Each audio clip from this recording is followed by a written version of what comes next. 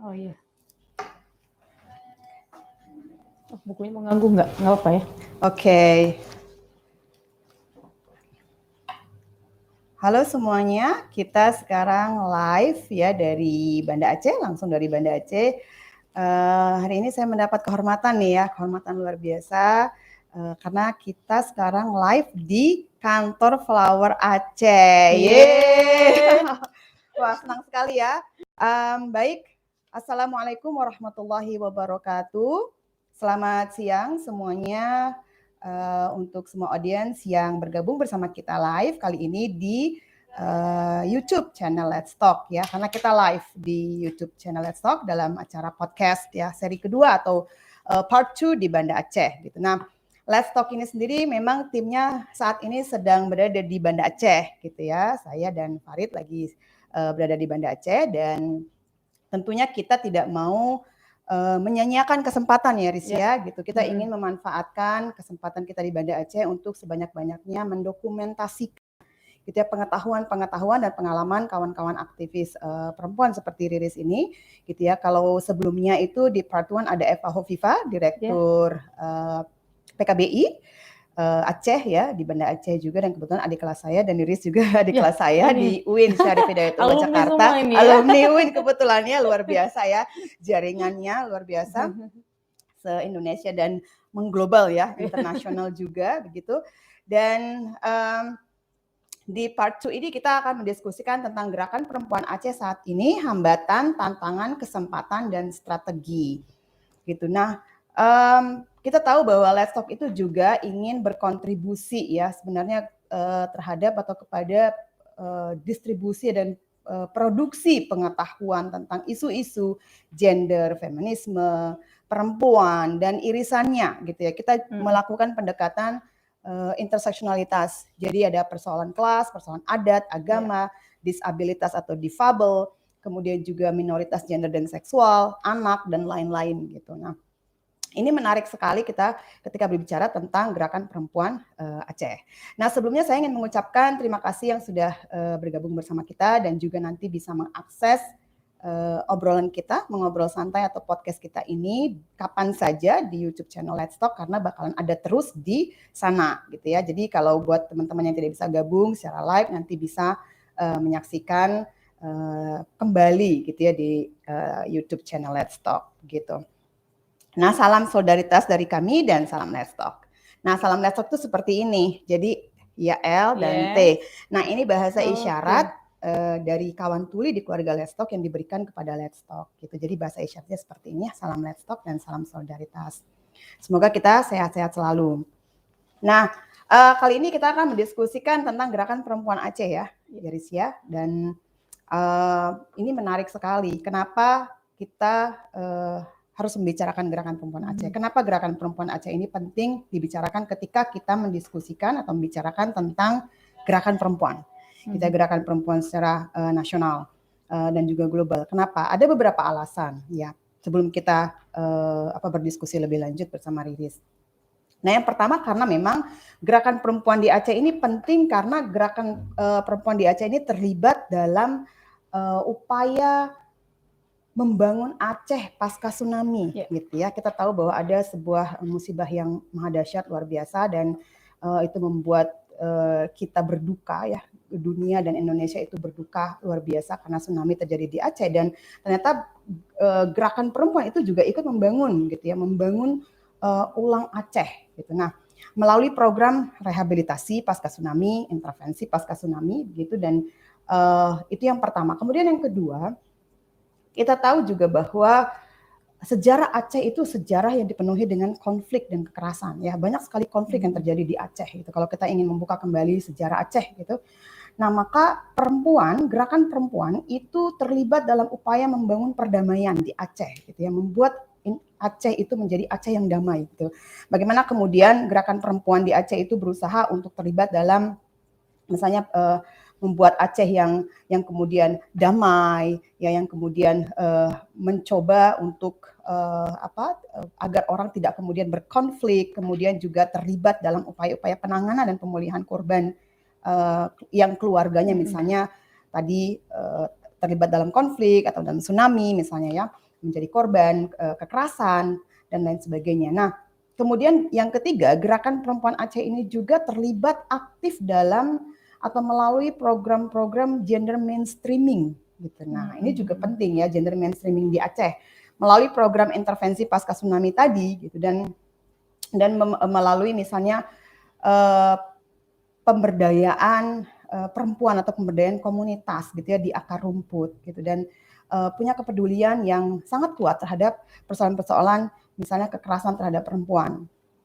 Nah, itu yang ketiga. Dan yang keempat adalah bahwa ini juga penting gitu ya, ketika membicarakan tentang Gerakan Perempuan Aceh, maka Gerakan Perempuan Aceh ini juga melakukan advokasi yang aktif terhadap dampak implementasi syariah Islam, penerapan syariah Islam. Nah, kita tahu ya, syariah Islam itu satu-satunya ada di wilayah atau di area atau di provinsi Aceh gitu ya. Hanya satu di Indonesia yang itu dijamin oleh undang-undang ya, undang-undang pemerintahan Aceh gitu. Nah, artinya itu dijamin oleh secara hukum itu syah ya, dan itu hanya ada di Aceh.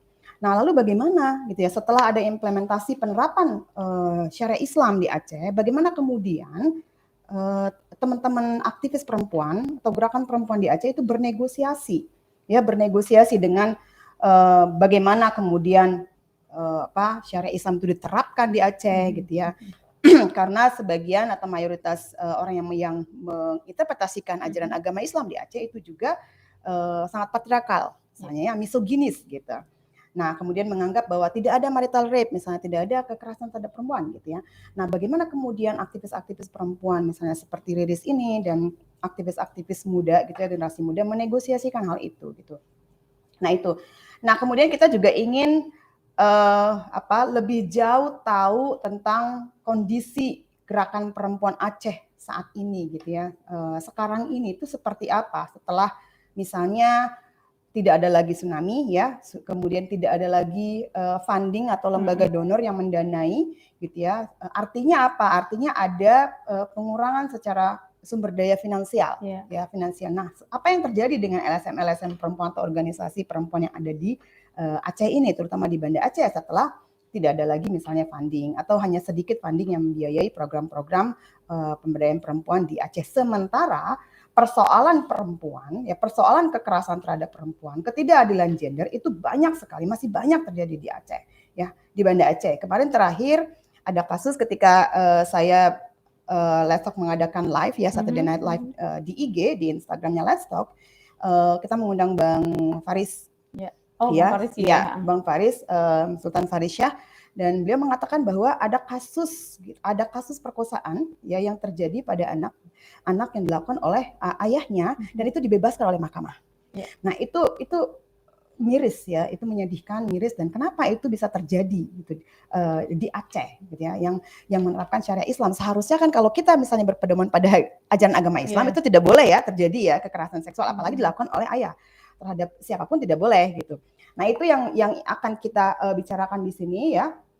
Artinya saya ingin mengatakan bahwa gerakan perempuan di Aceh itu menjadi gerakan penting dalam gerakan perempuan di Indonesia, dan juga menjadi gerakan penting, gerakan sosial ketika kita membicarakan tentang gerakan demokrasi, hak asasi manusia gitu ya.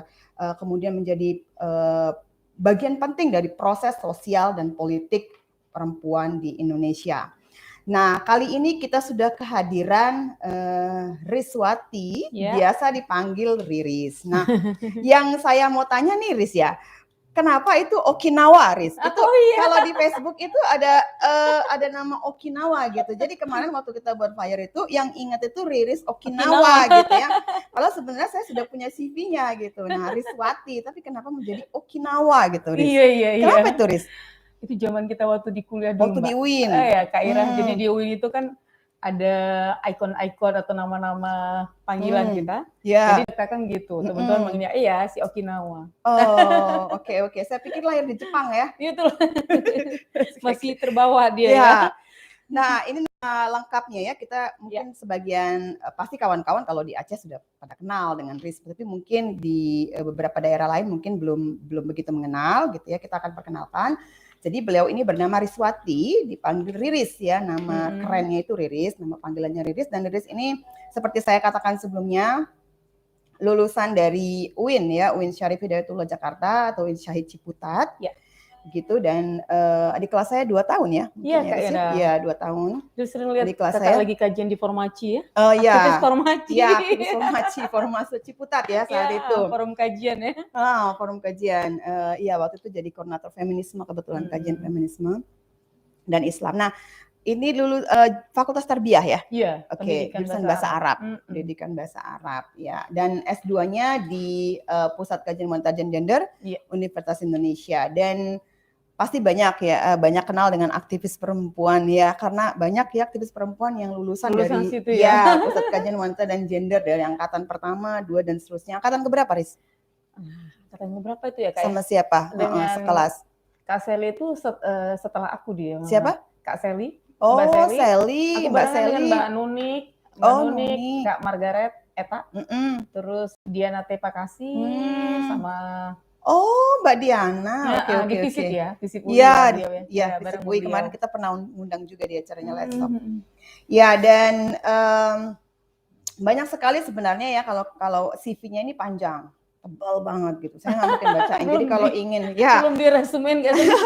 Kalau memang ingin CV-nya Riris, boleh nanti hubungin Let's Talk ya, kita akan kirimkan gitu.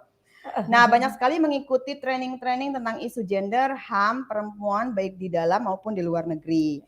Jadi kalau kita melihat resume atau CV-nya Riris, ini dari tahun 2017 sampai 2018, Riris aktif di Pusat Pelayanan Terpadu Perempuan dan Anak Korban Kekerasan, P2T, P2A, kemudian Dinas Pemberdayaan Perempuan dan Perlindungan Perempuan, DPPPA Aceh, Koordinator Divisi Advokasi dan Jaringan sebagai Wakil Ketua ya atau Vice Chairman. Dan tahun 2018 sampai sekarang 2021, Riris ini menjadi Direktur Eksekutif Perkumpulan Flower Aceh. Oke, nanti kita akan berbicara tentang Riris secara langsung, secara personal sebagai salah satu aktor penting dari aktivis perempuan atau gerakan perempuan di Aceh. Dan juga kita akan berbicara tentang flowernya sendiri gitu ya. Sekalian kita promosi flower biar teman-teman se-Indonesia tahu apa itu Flower Aceh, kapan berdirinya, sejarahnya seperti apa, dan fokus dan concernnya seperti apa gitu. Jadi ini kesempatan kita memperkenalkan lembaga-lembaga perempuan atau LSM perempuan yang ada di Indonesia atau di daerah gitu ya, tidak hanya di Jakarta yang jadi orang biar tahunya enggak di Jakarta aja, tapi di daerah juga perlu diketahui. Nah, kita mulai saja ngobrol-ngobrol santai ya, Riz ya kita ya. Oke. Sip. Nah, sekarang lebih ke Riris nih, mau tanya dulu ke Riris ya. Jadi awal mula Riris ya tertarik dengan isu-isu gender, isu perempuan gitu ya, kemudian terlibat dalam gerakan perempuan secara umum. Itu sejak kapan, Riz? Kalau bisa diceritakan ya sejarahnya dulu. Awalnya Riris tertarik dengan isu itu, kemudian tergabung dalam gerakan perempuan gitu ya, dalam forum-forum kajian gender, kemudian LSM perempuan gitu ya, sampai kemudian terbawa ke Aceh, di Aceh gini, balik lagi ke Aceh kan karena orang Aceh. Nah, melanglang buana dari Darul Arqam ya dulu Tangerang. Darul Al-Qalam, Darul Al-Qalam ya. Darul Al-Qalam di Tangerang, kemudian di UIN ya kan, sampai kemudian balik lagi ke Aceh lagi. Nah, itu seperti apa ceritanya gitu ya, bisa tertarik, apa motivasinya, siapa dan apa inspirasi Riris? Monggo Riris diceritakan. Terima kasih Kak Ira. Sebelumnya selamat datang nih Kak di Aceh. Iya, terima kasih. Sering ikutin diskusi kerennya ya. Oke, terima kasih. Ada banyak sesi ya. Baik, kalau bicara tentang mengenal isu perempuan, isu gender ini, memang di awal di Ciputat kan kita banyak kajian-kajian ya Kak ya. Di kajian-kajian Formaci dan lainnya. Dan sempat sekali waktu itu dari Kapal Perempuan hadir, diskusi tentang isu pemenuhan hak perempuan, feminisme dan semacam itu ya. Dan itu pertama kali saya mengenal isu perempuan. Kalau sebelumnya saya juga aktif di badan eksekutif, karena kalau isu di jurusan sempat jadi ketua jurusan bahasa Arab, tapi kan isu kita kan internal banget. Terus juga di gerakan, kalau dulu kan kita solidaritas mahasiswa Aceh untuk kasus Aceh, kita aksi untuk isu-isu HAM, penarikan dom, kemudian juga kita dukung supaya Aceh diselesaikan secara damai, anti kekerasan dan lainnya. Dan itu tadi seperti saya bilang ketika mengenal isu perempuan dan saya mengkaitkan bahwa ternyata masih banyak persoalan-persoalan perempuan, apalagi kalau kita lihat di masa konflik dulu, itu juga kasus perempuan kan cukup banyak ya, cukup miris, perempuan menjadi korban dan betul-betul menjadi target untuk target kekerasan di masa itu, dan itu juga menjadi salah satu apa ya, semacam refleksi buat saya untuk betul-betul terlibat dalam isu-isu pemenuhan hak-hak perempuan. Selain isu-isu HAM, sebelumnya sih saya lebih aktif di isu serikat buruh ya. Dan isu buruh juga ternyata di semua sudut itu persoalan perempuan tetap selalu ada ya. Mau kita di isu-isu perburuhan, mau isu konflik dan lainnya, pasti perempuan menduduki posisi yang terentan dan seringkali mengalami ketidakadilan dan bahkan kekerasan. Itu menjadi catatan penting buat saya, sehingga ya kayaknya harus melakukan sesuatu dan harus berjaringan dengan teman-teman supaya lebih kuat kayak gitu. Iya. Itu sejarah awal dulu ya, Riris tertarik ya. Jadi aktivis buruh ya dulu ya. Awalnya ya saya terlibat dengan saya salah satu kader di KSBSI, Konfederasi Serikat Buruh Sejahtera Indonesia. Sekarang namanya Konfederasi Serikat Seluruh Buruh.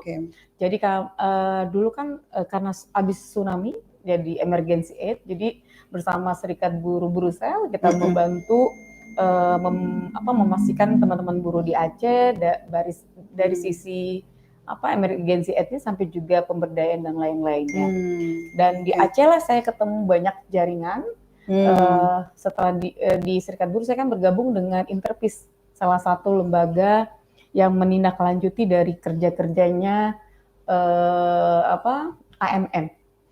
Waktu itu kan AMM selesai, kemudian harus ada lembaga yang memastikan supaya proses perdamaian itu berjalan dengan baik, dan saya masuk di Interpis khusus untuk peneliti dan fasilitator isu perempuan, gendernya memang. Jadi tambah banyak lagi saya jumpai kasus-kasus deh, karena kan di dalam dalam prosesnya kita ketemu dengan perempuan kombatan, perempuan korban konflik yang mau dia kombatan mau dia ini, tetap dia juga mengalami kekerasan. Jadi ketemulah dengan pertama sekali di Aceh itu saya kenal dengan Kanur Siti, Ulfa. Kita pernah undang juga Kanur Siti, Mbak Ulfa juga ada kapal perempuan. Salah satu beberapa orang yang punya semangat luar biasa dan menarik buat saya. Kalau yang pertama kali dikenal memang saya waktu itu kenal Kak Soraya ya. Kalau kita di luar Aceh pasti tuh Kak Soraya. Saya sampai kalau dia lagi presentasi di mana saya datangin itu karena saking tertariknya ya. Pendiri satu pendiri Flower kan? Ya, terakhir saya masuk ke Flower dan ketemu beliau ya. Oh gitu. Iya menarik ya sebenarnya. Seperti kata Riris tadi bahwa perempuan itu ada ya, isu perempuan itu ada di mana saja gitu ya, interseksionalitas itu ada ya Riris ya, gitu ya, dan memang perempuan ini menjadi kelompok rentan, gitu ya, dan sangat rentan menjadi korban kekerasan dalam bentuk apapun gitu ya, baik kekerasan seksual, kekerasan tadi sebagai daerah konflik gitu ya, dan lain sebagainya. Nah, Riris ini juga kan tadi kajian lulusan kajian gender wanita dan gender ya. Dulu kajian wanita ya. Kajian wanita, sekarang kajian gender. Nah, ini sebenarnya apa sih benefitnya gitu ya? Apa sih keuntungan atau manfaat dari mengambil program studi gender gitu ya? Karena artinya apa? Riris ini kan berarti mempunyai secara akademik gitu ya, secara formal itu mendapatkan pengetahuan atau ilmu gitu ya, secara akademik gitu, secara pendidikan gitu, karena tidak semua orang itu punya latar belakang akademik gitu ya, atau akademis di bidang gender gitu. Biasanya mereka menjadi aktivis perempuan di LSM perempuan, tetapi secara pendidikan itu tidak nyambung gitu kan seringkali. Tapi ini juga belajar gender gitu. Nah, apa sebenarnya manfaatnya itu ya Riz ya? Dan apakah memang aktivis perempuan itu harus gitu ya mengambil bidang gender gitu untuk pendidikannya, entah itu S2-nya atau S3-nya, atau seperti apa Riz, pemikiran Riz? Ya, jadi saya cukup terbantu ya Kak Ira ketika bekerja di lapangan dan sudah belajar tentang konsep-konsep gender dan lainnya. Paling tidak ketika turun itu, kalau dulu kan masih teori ya, tatarannya teori ya. Ketika saya belum terlibat langsung di lapangan, masih melihat itu ya ya ini ada kekerasan, ini ada ini konsep feminisme A, B, C dan lainnya. Betul. Tapi ketika saya ke lapangan, saya langsung membantu saya menganalisa persoalan juga dan juga melihat dari perspektif perempuan lebih kuat ya. Artinya wah, ini ternyata dampak dari kalau kita udah bisa mengkait-kaitkan dengan pemikiran feminis A, B, C dan lainnya, kemudian juga bisa analisis terkait ketidakadilan gender yang akses, partisipasi, itu kita juga bisa melihat dari situ. Ya terus terang saya sangat terbantu dari proses belajar ilmu-ilmu yang saya dapat dari kajian wanita itu, karena itu terimplementatif dan betul-betul sesuai dengan kebutuhan saya ketika menjalani kerja-kerja kemanusiaan, khususnya untuk memastikan pemenuhan hak perempuan ya, kayak gitu.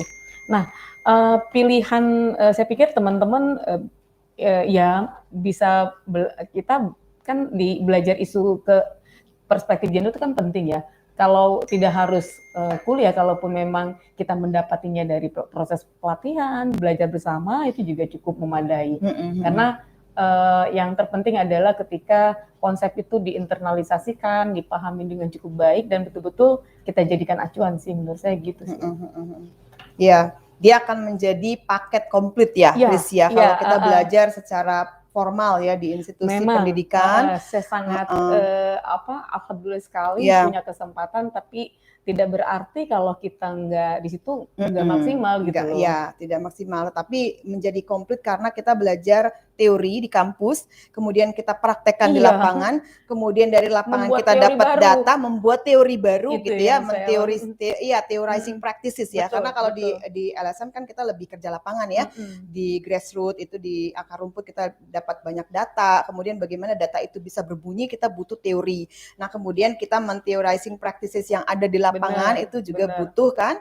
Nah artinya itu saling melengkapi sebenarnya kalau kita bisa bisa terlibat di kajian gender gitu ya secara akademik, tapi juga kita terlibat aktif di lapangan karena selama ini kan ada gap biasanya. Ya, itu yang saya mau pertegaskan ya. Sebenarnya kalau kombinasi keduanya bisa sinergis itu sangat membantu dalam gerakan. Karena kan pengalaman empiris kami di lapangan itu bisa berkontribusi. Artinya bicara budaya patriarki. Kalau di tingkat tertentu mungkin akan berbeda konteksnya ya. Di Aceh pun akan berbeda dan lainnya. Dan ini tentu membutuhkan intervensi yang berbeda juga. Nah, hal-hal yang seperti ini kan kalau di buku kan umum ya. Maksud saya dari sisi teori masih dari umum dan itu pengalaman yang sebelum. Sementara kan perkembangan hidup itu berlanjut ya dan akan ada hal-hal baru lagi. Jadi itu makanya kita sih berharap kalau hari ini di Aceh bagusnya juga teman-teman PSW Pusat Kajian itu sudah mulai berinteraksi dengan cukup baik ya dengan gerakan perempuan. Jadi kita saling melengkapi kayak gitu. Ya, ada sinergi ya, sinergisitas yang baik antara misalnya kampus dengan luar kampus atau LSM atau lembaga-lembaga perempuan. Karena saya sering bertanya gitu ya, pada saat saya penelitian lapangan atau etnografi di Lombok, kemarin saya ketemu dengan beberapa akademisi dan saya bertanya pertanyaan seperti itu, kenapa ada gap ya antara LSM perempuan gitu di lapangan, karena saya juga kemarin waktu di Lombok, penelitian lapangan itu juga berbicara dengan aktivis perempuannya dan juga berbicara dengan akademisinya gitu ya. Saya datang ke UIN Mataram dan juga ada SP, waktu itu ada PEKA, kemudian di Lombok ya, di Lombok Barat, Lombok Timur ada DBMI, kemudian ada juga Sopan, Sobat gitu ya. Nah, jadi itu ada gap memang gitu ya, dan bukan hanya daerah di Jakarta juga seperti itu ya, di kota-kota besar juga seperti itu. Saya tanya kenapa kok sepertinya berdiri sendiri gitu, kayak entitas yang berbeda dan nggak nyambung gitu, tidak ada sinergisitas yang baik dan konsolidasi yang baik antara LSM perempuan dengan kampus, lembaga kampus. Di kampus ada LP2M, ada PSW, seperti itu kan, ada forum-forum studi. Nah itu seperti apa gitu, karena menurut mereka ya memang masih belum connect gitu ya, masih belum nyambung gitu, masih ada gap memang karena di kampus itu terlalu sibuk ngurusin hal administrasi, gitu, birokrasi, kemudian masalah-masalah kwitansi aja itu bisa makan waktu lama banget katanya gitu. Nah, satu itu, yang kedua karir. Jadi kalau orang-orang udah di kampus itu kan ngurusin karirnya ya, karir, apalagi sekarang orang pada pengen mencapai guru besar tuh, ngumpulin ya kan, beli segala macam sertifikasi seperti itu. Jadi udah udah pengabdian masyarakatnya itu udah hilang, jadi Iya. gitu ya, udah tidak terkejar lagi gitu. Nah, seperti itu yang memang terjadi, Riz. Tapi memang kalau bisa dimaksimalkan sinergisitas Mhm antara mhm. dunia kampus dan di luar kampus dengan LSM ini akan menjadi kekuatan yang luar biasa gitu. Karena LSM punya data, ya Mhm. kan, punya banyak data. Bagaimana kemudian data itu bisa berbunyi? Betul Bagaimana betul data Kak itu Ira. kemudian bisa dipublikasikan? Nah, Mhm. kampus yang sebenarnya harus bisa Yang ahli, mempublikasikan itu iya. kan, Mhm. menteorikan practices tadi data. Menteorikan. Data itu kan penting untuk advokasi kebijakan. Mhm. Nah, sementara kampus juga penting kan untuk membuat naskah akademik kan? Iya Nah, iya. berdasarkan data itu, lalu bagaimana ini bisa nyambung? Nah, itu yang kita Iya. harapkan bersama-sama ya, Riz ya. Mhm. Nah, kemudian kita balik lagi nih ke Riris yang melanglang gitu ke kota-kota metropolitan gitu ya. Dar El Kolam tadi ya, Iya, lulusan Dar El Kolam. Banten ya. Banten, kemudian ke Ciputat ya, ke Ciputat ya, UIN UIN. Jakarta, biasanya disebut UIN Jakarta. Nah, kemudian gimana ceritanya bisa balik lagi ke Aceh gitu? Apakah sudah ada pemikiran pada saat itu pas balik ke Aceh, oh aku harus balik ke Aceh karena aku sudah siap akan berkontribusi gitu untuk Aceh gitu ya, karena memang dari Aceh asalnya harus Mhm kembali mhm. lagi ke Aceh gitu. Apakah tidak cukup misalnya nih Riris ya, tidak cukup Riris di luar gitu ya, karena sekarang ini kan semuanya sudah saling terkoneksi ya, Iya iya antara iya. bukan hanya Mhm. lokal gitu Mhm. ya, dengan nasional tapi juga global gitu. Artinya Riris dimanapun Riris berada gitu ya, sebenarnya kan itu bisa berkontribusi juga gitu untuk Betul Aceh. betul. Misalnya saya di mana di New Iya, York misalnya atau di masih mana bisa ini bisa ya. bisa nggak seperti itu misalnya ada tetap terlibat gitu ya, tetap memikirkan Aceh tapi dari jarak jauh atau Mhm. sebenarnya pemikiran Riris seperti apa? Kenapa harus kembali ke Aceh? Apa yang membuat satu poin gitu ya, titik balik yang membuat kemudian Riris berpikir, oh aku harus kembali ke Aceh. Mhm. Apa itu Riz? Jadi sebenarnya waktu balik ke Aceh itu Mhm. lebih pada memang, menjalankan tugas ya. Hmm. Selain, ya ini tugas kemanusiaan untuk membantu teman-teman serikat buruh gitu kan dalam, menghadapi dampak, tsunami saat itu ya, Ya. memperkuat dan lainnya. Lalu kemudian memang di masa saya balik di Banda Aceh itu, saya melihat memang banyak hal yang sepertinya kita kekurangan SDM, Oh, maksudnya oke. ada hal-hal yang saya melihat butuh kayaknya butuh intervensi Hmm. lanjutan dan saya ingin terlibat lebih jauh Mhm. untuk memastikan apa-apa yang saya pikirkan harus lebih baik itu. Mhm. Sehingga akhirnya saya putuskan memang nggak lagi balik ke Jakarta dan Mhm. memang tetap di Aceh bersama kawan-kawan di Aceh, Mhm. kemudian betul-betul masuk ke LSM lokal karena kalau dulu kan kita nggak masih aktifnya di kalau dulu istilah NGO lah kayak Mhm. gitu kan Iya, iya. INGO kayak Mhm. gitu. Jadi setelah itu saya memilih Balai Syura waktu itu Oke. selain punya visi misi yang Ya. sama dan juga cara kerja yang menurut saya cukup sesuai dengan harapan saya dan saya punya teman-teman diskusi yang cukup luar biasa. Waktu itu Mhm. ada Kak Eti, Kak Soraya Mhm. Karani di dalamnya Mhm. juga, kemudian dulu siapa lagi ya? Ulfa yang sering Mbak Ulfa. sekali berdiskusi. Tony juga masih ada di sini ya, teman-teman itu Mbak Ita Ya, Mbak dan Ita, Kak Tony. Ani, Kak Ani. Dan akhirnya saya memang melanjutkan kerja-kerja di sini. Kita melihat setelah konflik partisipasi politik perempuan rendah, lalu kita melakukan penguatan untuk teman-teman anggota caleg anggota calon legislatif Ya. di 2016 yang pertama itu ya, yang pertama 2009 ya kalau nggak salah. Pokoknya di pileg pertama yang setelah tsunami itu. Dan ada rumah perempuan politik Aceh yang kita sama-sama memperkuat. Lalu belakangan sepertinya saya harus melakukan yang lebih detail lagi dan saya melihat kerja-kerja flower sesuai dengan yang ingin saya lakukan. Saya itu Tahun berapa memperkuat itu, Riz? 2015. 2015. Jadi di Oke. 2015 itu saya baru melahirkan. Jadi, Oh, iya oke. saya cerita. Jadi Baru setelah melahirkan di terus Aceh, terlibat di saya ketemu Flower. teman lama di Jakarta yang orang Aceh. Akhirnya saya menikah Kak di Oh, sini oke, oke, oke. dan Orang Aceh juga ya? orang Aceh dan dia juga visinya sama. Oke.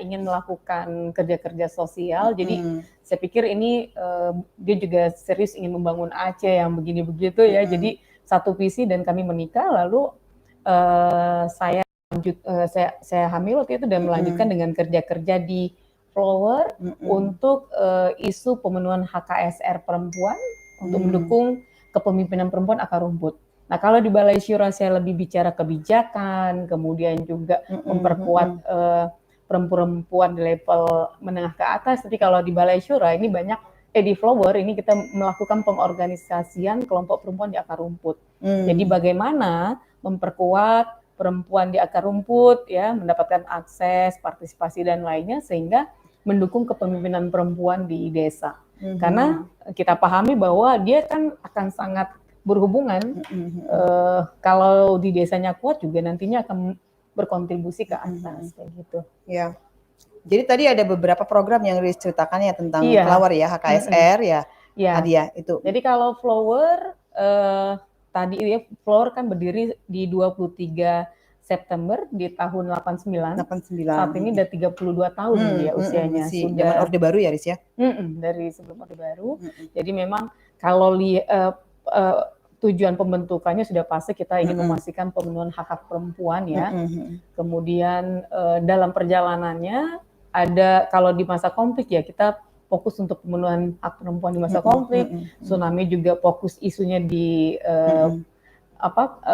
perempuan di terdampak bencana gitu ya. Dan hari ini juga selain melakukan pemberdayaan juga memastikan dampak COVID yang sangat berdampak buat kita juga kita mengintervensi ke arah sana. Ada 5 isu strategis yang Flower punya Kak Ira. Yang pertama itu isu perempuan dan kepemimpinan. Jadi kita ingin memang partisipasi perempuan ini meningkat minimal 30% ya. Tidak hanya di akar rumput tapi juga di pengambilan kebijakan di tingkat kabupaten dan provinsi. Lalu yang kedua perempuan dan lingkungan, perempuan dan kebencanaan, perempuan dan ekonomi itu juga menjadi penting karena ketika perempuan sudah berdaya secara ekonomi, maka akan memudahkan dia untuk memperkuat diri menjadi membangun ketokohan dan menjadi pemimpin. Lalu yang satu lagi perempuan dan kesehatan. HKSR itu bagian dari salah satu isu strategi perempuan dan kesehatan. Oke. Iya. Jadi ada beberapa isu. Nah, mungkin karena kita sudah berbicara tentang Flower ya. Nah, tadi Riris sudah berbicara tentang Flower, mungkin kita juga ingin bertanya siapa sih yang mendirikan Flower ini gitu ya. Kemudian ini menelisik saya nih Riris ya. Flower tuh kenapa sih namanya kok Flower gitu ya? Flower bunga gitu ya dalam bahasa Inggris atau kenapa Flower gitu? Sejarah berdirinya tuh dulu seperti apa? 1989 ya? Masa Orde Baru. Nah, artinya dulu pada masa Orde Baru kita tahu ya bahwa perempuan-perempuan yang aktif itu pasti distigmatisasi sebagai perempuan pembangkang, pemberontak, kemudian dan tentu diopresi ya oleh pemerintah Orde Baru karena memang pada saat itu dilarang gitu perempuan-perempuan itu progresif aktif gitu. Nah, pada masa Orde Baru itu susah gitu ya. Pada masa sekarang lebih enak ya Riz ya gitu, lebih bebas, lebih punya kebebasan berekspresi. Pada saat itu kan kita tidak bisa. Betul Kak. Gitu ya, sering sekali dulu waktu di formasi aja ya kita sering dulu didatangi polisi kan, dibubarkan. TNI ya. Dibubarin gitu. Itu forum diskusi biasa gitu. Belum apalagi kemudian ya. Nah, ya jaringan forkot itu. Betul. CS kita banyak forkot soalnya. Iya, banyak forkot. Nah, waktu itu tuh bagaimana ya bisa bernegosiasi di masa Orde Baru pendiriannya itu seperti apa? Siapa yang terlibat gitu ya mendirikan Flower itu gitu dan siapa saja yang terlibat saat ini selain Riris gitu. Riris mungkin bisa cerita. Kalau secara detail jadi memang alasan mendirikan Flower seperti saya katakan tadi bahwa ada banyak persoalan, ketidakadilan ya kan Kak, diskriminasi dan lainnya sehingga membuat Kak Soraya dan kawan-kawannya tergugah untuk membuat suatu wadah yang menjadi wadah perjuangan kayak gitu. Jadi ada Kak Soraya, kemudian Kak Jawara, lalu ada Kak Fitriani, Bang Erwin dan Kak Elvida yang mereka akhirnya mendirikan Flower Aceh. Awalnya kan ini bentuknya yayasan, kemudian karena diharapkan ini menjadi wadah gerakan yang terbuka, akhirnya dia menjadi perkumpulan Flower Aceh yang di dalamnya itu tahun berapa berubah menjadi perkumpulan? Itu harus lupa ya. Dari yayasan ya, kemudian jadi perkumpulan. Jadi perkumpulan dan jadi yang mendirikan anggota perkumpulan itu beragam, ada perwakilan akademisi, tokoh agama, kelompok muda, terus perempuan di komunitas, kayak gitu, tokoh adat, kayak gitu. Jadi di Flower itu saat ini ada 21 anggota yang merupakan perwakilan yang beragam seperti itu, Kak. Oke, representasi dari Iya. berbagai elemen ya.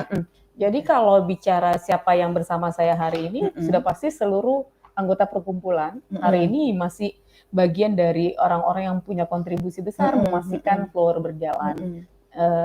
Selain 21 anggota itu, jadi 21 anggota ini nanti dari 21 saya menjadi direktur, badan pelaksananya.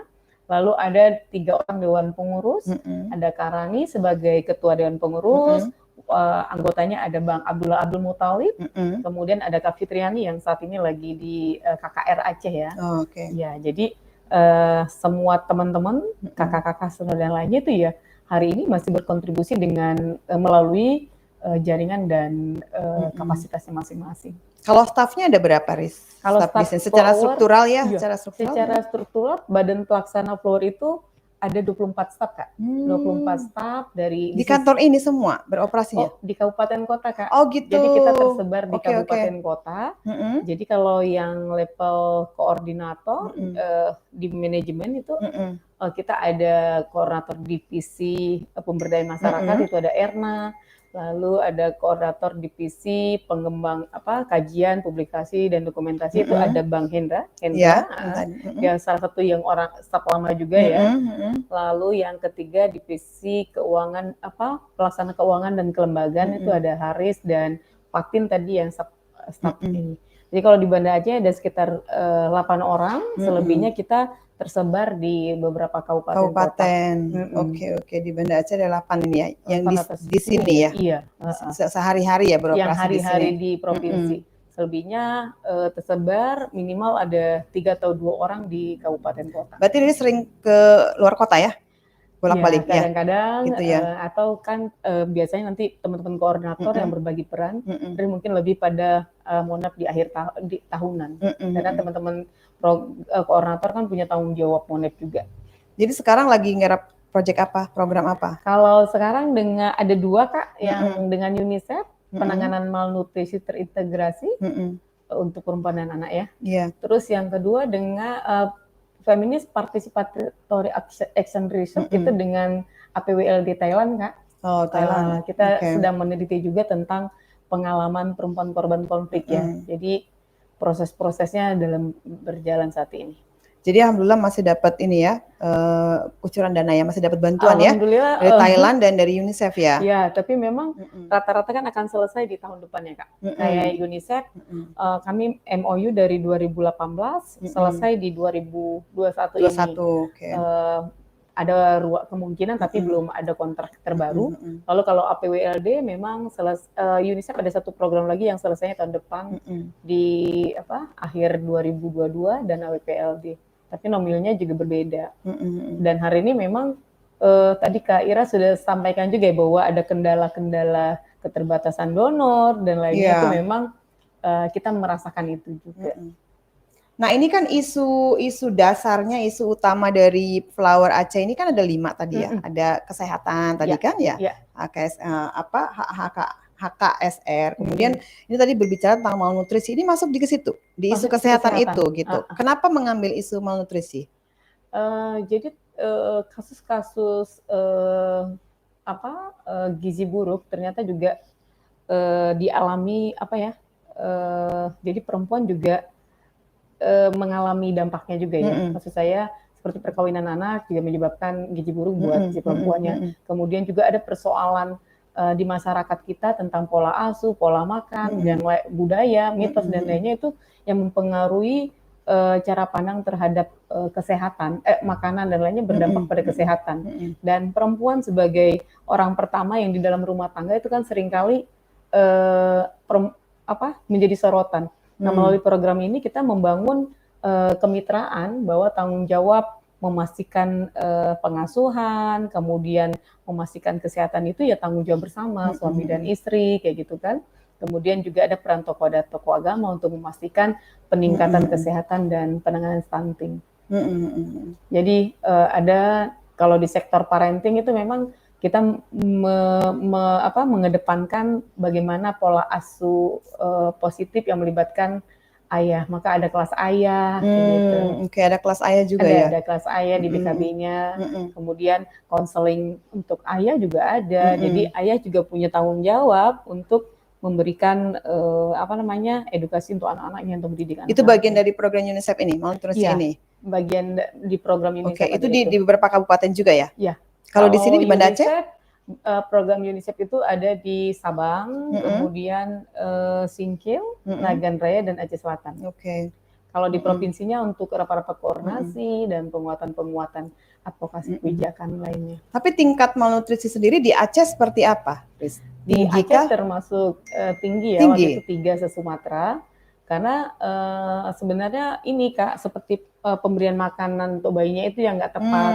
Kalau bicara gizi kan kita paham ya, makan ikan, makan semua, tapi bagaimana memastikan si komposisinya betul. Sesuai dengan standar gizi. Karena kaya dengan ikan kan, di sini banyak sekali ikan. Sebenarnya kaya dengan ikan dan lainnya, cuma itu tadi ketika memposisikan porsi-porsinya itu yang kurang tepat. Pengetahuan tentang itu ya. Pengetahuan tentang itu, lalu juga pengetahuan tentang kebersihan. Mungkin makanannya lengkap tapi nggak cuci tangan atau cacingan dan lainnya. Belum sumber dayanya melimpah di Aceh. Tapi juga kalau kita bicara soal malnutrisi nih ya, ini juga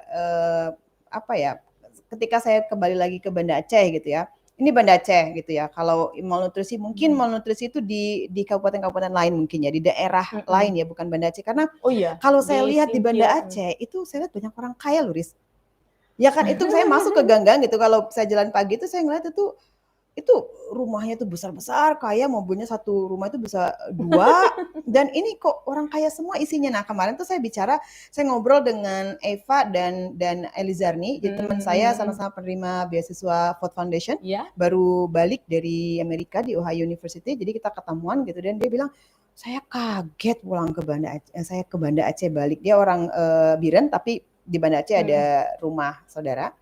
Kemarin kita ketemu, itu kok orang kaya kok banyak banget di sini. Nah dia sendiri orang Aceh itu bingung gitu. Apalagi saya melihat perubahan itu luar biasa gitu. Jadi kalau misalnya dibilang malnutrisi, masa malnutrisi gitu ya? Mungkin tidak di Banda Aceh, karena kalau kita lihat mungkin gapnya luar biasa ya. Di Banda Aceh itu memang mungkin banyak orang kaya, tapi mungkin di daerah Aceh yang lain. Iya. Saya pikir ini juga sih Kak, pertama gapnya ya, kedua juga kalaupun di Banda Aceh mungkin Banda Aceh yang sebelah mana gitu ya. Ada juga Banda Aceh kayak di Aludia Tenggo yang masih terpinggirkan, gitu ya. Daerah-daerahnya masih belum terlalu berkembang gitu ya.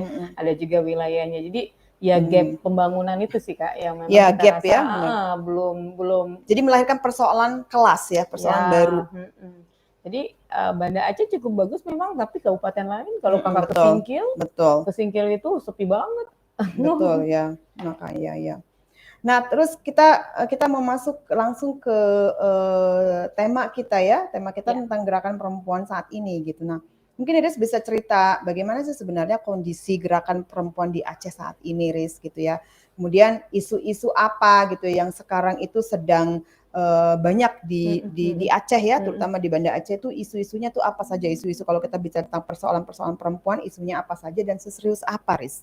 Iya, kalau terkait isu perempuan saat ini ya, isu yang sangat menonjol ya kasus kekerasan ya terhadap perempuan dan anak yang luar biasa. Aceh yang kita harapkan sebagai daerah yang bisa memastikan pelaksanaan syariat Islam yang baik, yang sehingga bisa rahmatan lil alamin, tapi memang kasus kekerasannya tinggi gitu. Kemudian kasus persoalan lainnya ya diskriminasi ya, kemudian juga kesehatan ibu dan bayi dan anak ya.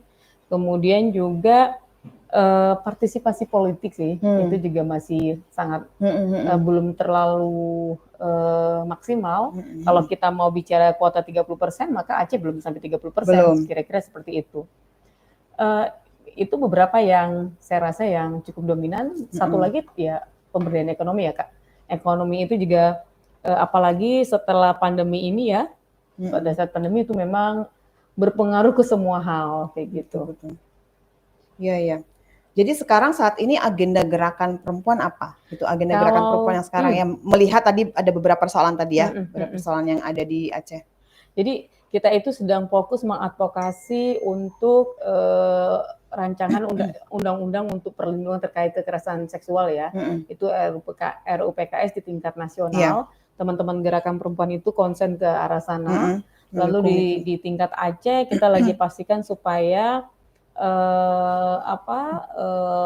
RAD P3KS, RAD Perlindungan Perempuan dan Anak di konflik sosial itu juga sedang kita dorong. RAD-nya draftnya sudah ada, pergubnya juga dalam proses pengesahan. Lalu yang selanjutnya kita lagi mengkritisi jinayah, kanun jinayah. Kalau bahasa kita melakukan penyempurnaan terhadap jinayah, karena ada pasal terkait kekerasan seksual anak yang itu sangat merugikan anak korban kekerasan seksual.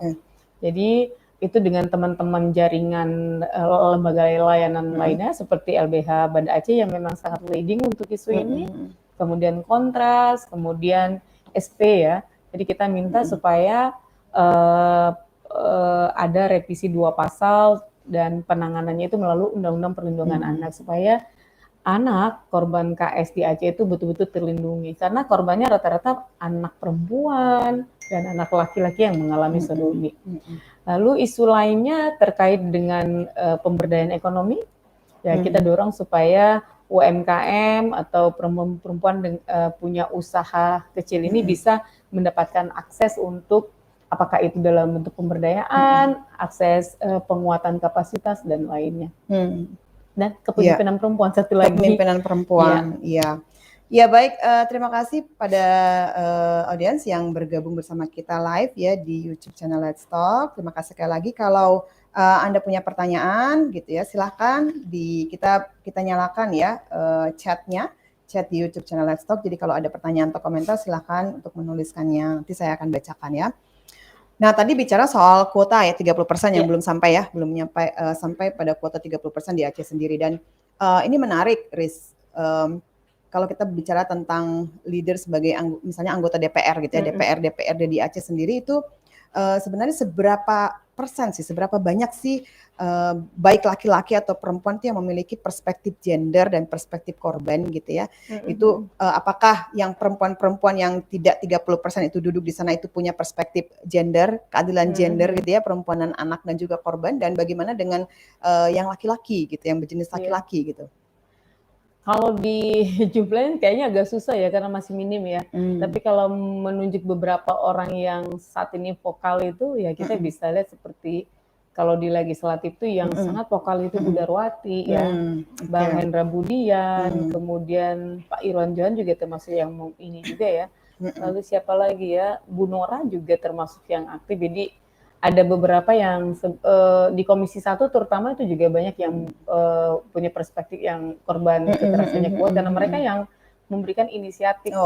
Jadi ada 13 anggota dewan yang menginisiatifkan supaya rancangan kanun ini direvisi untuk perlindungan anak. Jadi dari mereka ya? Dari mereka. Memang ini kan dorongan dari gerakan sipil, terutama LBH dan Kontras yang leading untuk advokasi ini, Flower SP dan kita ikut bersama. Kemudian draftnya udah disiapkan oleh teman-teman LBH karena mereka yang sangat pakar terkait hukum ya. Kemudian draft itu di awal Bu Darwati yang merespon cepat dan Bu Darwati menggalang dukungan, akhirnya ada 13 orang, termasuk di situ ada Komisi 1 ya, yang banyak, kemudian juga Pak Hendra dan lain-lain yang akhirnya sepakat melakukan pengusulan supaya memperkuat, bahasanya memperkuat kanun jinayah. Karena ini agak sensitif kalau kita padahal sudah berapa lama itu prosesnya? Prosesnya ini dari sejak awal menjadi inisiatif untuk revisi itu. 2 tahunan ya. 2 tahunan ya. Teman-teman LBH sama Kontras yang sangat intens sejak masuk 2 LBH dan Kontras di Aceh ya? LBH dan Kontras di Aceh yang 2 lembaga ini cukup serius. Tapi kira-kira kalau melihatnya ke depannya prospeknya seperti apa?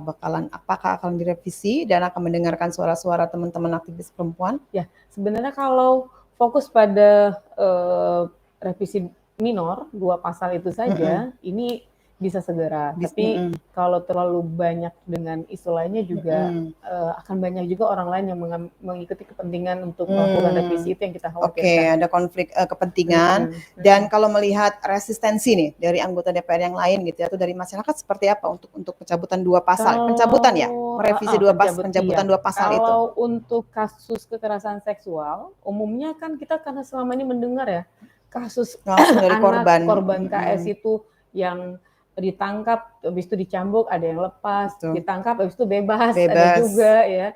Jadi banyak yang memang udah. Jadi pelaku bisa bebas berkeliaran melakukan kembali gitu ya. Jadi kalau dari sisi anak, KS anak itu banyak yang mendukung memang. Semua banyak pihak yang merasa memang harus segera ini dicabut biar kan aja dulu menggunakan Undang-Undang Perlindungan Anak supaya anak di Aceh juga terlindungi dari predator KS itu ya.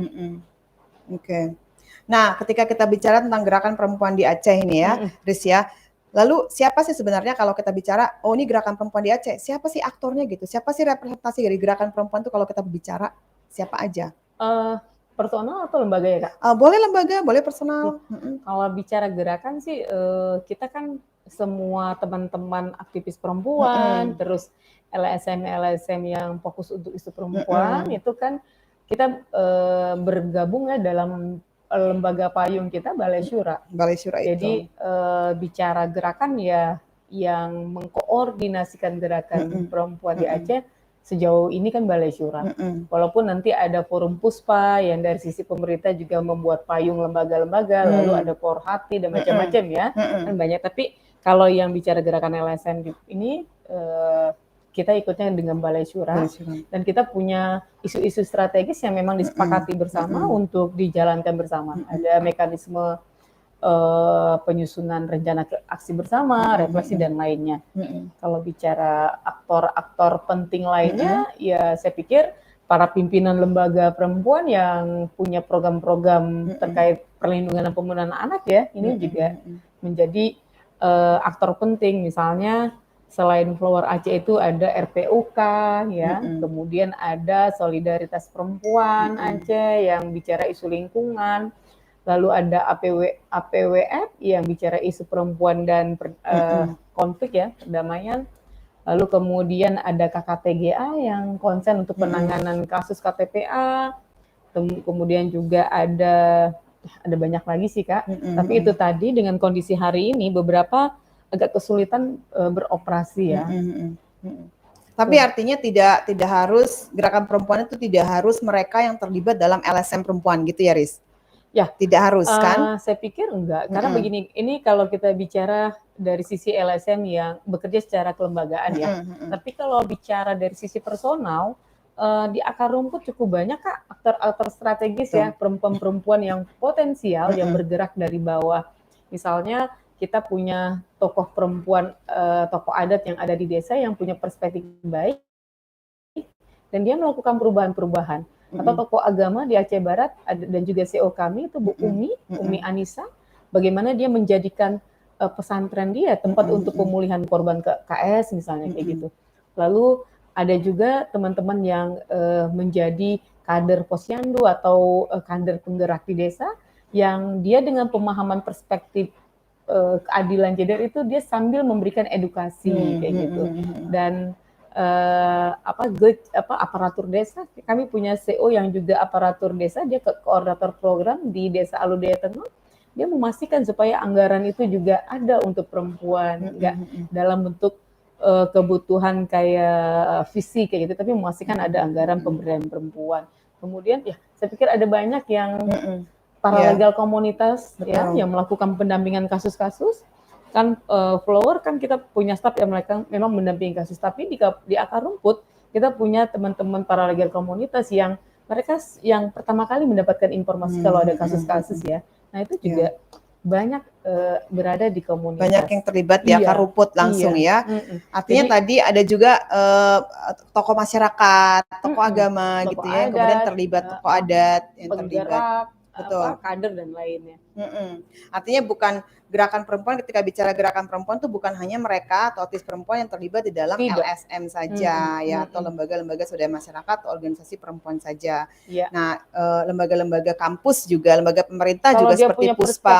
iya, Ya, saya itu pikir juga bagian dari gerakan itu perempuan, bagian tidak dari boleh gerakan dilupakan perempuan. dan ditinggalkan gitu. Nah, sekarang yang saya mau tanya itu soal kolaborasi, kerjasama, sinergisitas, aliansi ya antara tadi beberapa elemen masyarakat, antara LSM perempuan, kemudian di kampus, tingkat kampus, kemudian tadi Puspa ada di pemerintah ya, kemudian tokoh masyarakat, tokoh adat, tokoh agama, itu seperti apa, Riz? Apakah ada pertemuan rutin, ataukah kalau misalnya ada satu persoalan atau kasus ya, misalnya kekerasan terhadap perempuan di Aceh, kemudian berembuk ya mendiskusikan persoalan itu, atau seperti apa, Riz, mekanismenya? Sebenarnya ada pertemuan kalau dibilang rutin mungkin nggak juga ya Kak, tapi lebih pada kasustik atau isuistik gitu ya, yang ya biasanya inisiasi dari masing-masing lembaga, apakah Flower atau Balai Syura.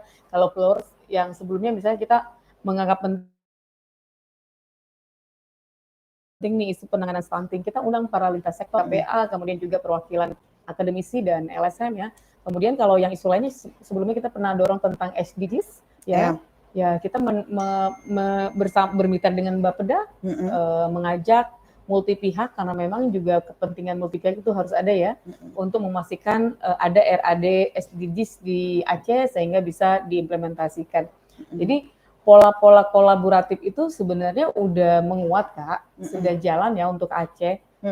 Bagaimana teman-teman kampus, PSW, PSGA, ya, PSG gitu ya, mereka memberikan penguatan melalui pelatihan. Kami pernah dapat pelatihan EPAR juga, Feminist Participatory Action Research, bagaimana menulis laporan dari kejadian-kejadian lapangan itu.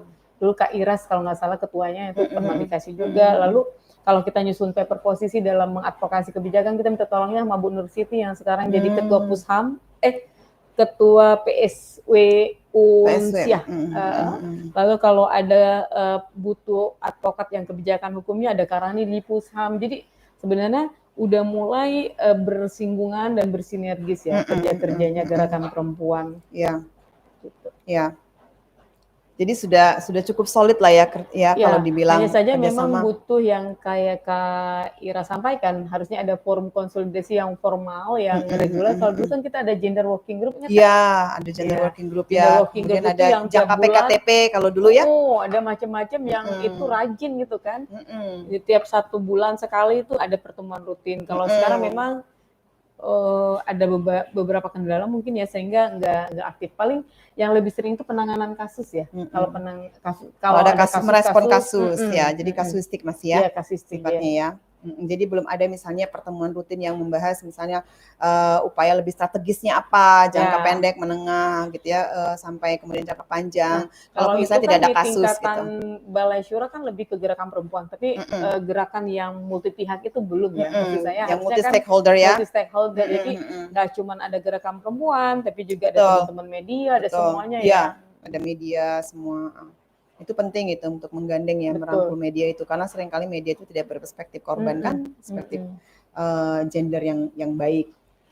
Nah, yang saya mau tanyakan selanjutnya ini Riz, setelah program-program rehabilitasi pasca tsunami, intervensi pasca tsunami itu meninggalkan Aceh gitu, nasional juga di Jakarta itu juga kan banyak LSM-LSM yang akhirnya gulung tikar ya, yang kemudian kewalahan karena tidak ada lagi funding gitu yang membiayai. Artinya secara finansial itu mereka tidak punya tidak punya fondasi yang kuat, basic yang kuat, karena tidak ada program misalnya bisnis atau pemberdayaan ekonomi gitu ya, atau UMKM misalnya, karena beberapa LSM kan punya program-program tersebut gitu untuk untuk investasi buat lembaganya, karena begitu funding tidak bisa lagi mengucurkan dana, tidak bisa memberikan bantuan secara finansial, maka ya sudah mati gitu ya kan LSM itu, kalau kita tidak punya saving, kita tidak punya dana yang cukup gitu dari misalnya usaha-usaha kita sendiri gitu ya di LSM. Lalu selain misalnya finansial, bantuan finansial atau dampak finansial, apakah ada dampak-dampak lain gitu yang itu kemudian membuat misalnya LSM perempuan itu semakin surut gitu ya. Semakin apa sih selain misalnya bantuan finansial, apa yang dirasakan setelah bantuan-bantuan pasca tsunami ini hilang gitu ya, Iya, meninggalkan iya. Aceh, Riz? Jadi yang pertama memang bantuan-bantuan di masa tsunami itu sebenarnya membantu, tapi karena metodenya yang cash vote itu ya Kak ya, jadi pemberian cash itu juga Oke. berpengaruh ya di ke mental masyarakat. Biasa jadinya Betul.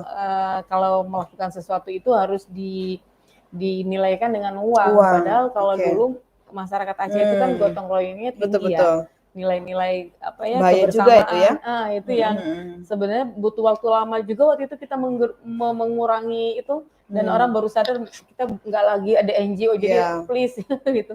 Sampai tahun 2017 itu masih terasa tuh Kak Ira, misalnya ini ada uangnya nggak kalau pelatihan? Padahal pelatihan kan untuk kepentingan sendiri ya. Jadi ya pola-pola pendekatan dalam pemberian bantuan itu juga menjadi catatan penting. Hal lainnya, saya melihat memang kerja-kerja kemanusiaan atau aktivis ini kan nggak ada jaminan ya Kak. Maksud saya kalau kita bekerja di kampus atau di lain ya kita ada jaminan gaji tetap, kemudian juga jaminan hari tuanya juga jelas, pensiun dan lainnya, sakit ada asuransi dan lainnya. Sementara kalau kerja-kerja di LSM ini kan nggak ada jaminan yang pasti. Apakah jaminan keamanan ketika dia menangani kasus itu dia nggak punya semacam kepastian kalau dia dipukul nanti dia ada yang ngobatin kayak gitu ya. Jadi kemudian juga jaminan hari tua juga kan nggak ada juga. Jangankan dua hal itu, jaminan mendapatkan penghasilan juga kadang-kadang kan itu nggak semuanya mampu. Atau saat ini aja misalnya lembaga-lembaga yang nggak mendapatkan donor ya kita karena kita bekerja secara kemanusiaan ya kalau nggak ada donor ya kita bekerja secara sukarela ya, relawan kayak gitu. Nah nggak semua orang menjadikan itu pilihan Kak, sehingga dalam proses melakukan kaderisasi itu juga menjadi tantangan tersendiri. Jadi kalau dulu kan berbeda waktu, berbeda zaman ya. Jadi militansi karena mungkin kalau dulu masa konflik dan lainnya tantangannya jelas ya. Orang masih merasa jiwa herois mau melakukan sesuatu itu lebih kuat ya. Jadi orang mau terlibat di LSM. Tapi kalau hari ini dengan hidup serba ini ya kayaknya kita semua harus mulai memberikan informasi lebih jauh lagi ke banyak anak-anak muda atau kelompok-kelompok lainnya supaya tertarik untuk terlibat dalam kerja-kerja kemanusiaan. Betul, ya terutama di LSM ya Riz ya. Karena ya teman saya juga ada yang orang Aceh kemarin juga bilang bahwa ketika ketemu ya gitu, dia bilang kalau orang Aceh itu, menurut orang Aceh kalau kerja di LSM itu bukan kerja. Tapi kalau misalnya di PNS atau kerja di kantor itu yang kerja. Tapi kalau LSM itu enggak gitu. Apalagi kemudian kerja-kerja volunteer ya, voluntarisme. Nah, seperti Let's Talk ini juga voluntarisme gitu ya. Nah, ini juga Riris tidak dibayar. Tidak ada kompensasi finansial. Jadi narasumber yang kita undang semua itu memang semuanya itu voluntarisme memang gitu. Harus seperti itu, Kak. Jadi ada memang sisi voluntarisme gitu ya. Tapi kemudian kita juga harus ada ya kita butuh makan ya kan, butuh menghidupi kalau keluar kita punya keluarga gitu ya. Tapi memang kita harus menyisakan voluntarisme kita gitu ya, militanisme kita karena memang betul zamannya berbeda. Pada masa Orde Baru kita sangat militan dulu ya. Militan benar-benar berjuang dari pagi sampai malam tuh ya. Mau kita duduk ya kan. Iya, sampai jam berapa pulang juga kita enggak masalah gitu ya. Enggak dibayar juga enggak masalah gitu. Padahal mahasiswa gitu. Iya. Ya kan, masa konflik juga gitu di Aceh ya kan, militansinya itu luar biasa. Tapi generasi muda sekarang memang tadi yang Riris bilang, ya ada persoalan kaderisasi. Nah, Eva juga cerita kalau dulu waktu di PKBI pada pencalonan direktur nggak ada yang mau, hanya 2 orang calonnya gitu. Betul, Eva. Jadi hanya 2 calon gitu ya. Padahal itu direktur gitu, untuk posisi direktur harusnya kan sebenarnya banyak yang ngantri gitu, tapi di Aceh nggak banyak yang tertarik katanya gitu. Nah memang ada perubahan gitu ya, perubahan perspektif tentang LSM itu lembaga yang seperti apa, kemudian mungkin tidak menghasilkan uang gitu dan hanya capek gitu ya di lapangan gitu. Tapi sebenarnya itu militansi itu yang mungkin berkurang dan harus dibangun kembali gitu ya.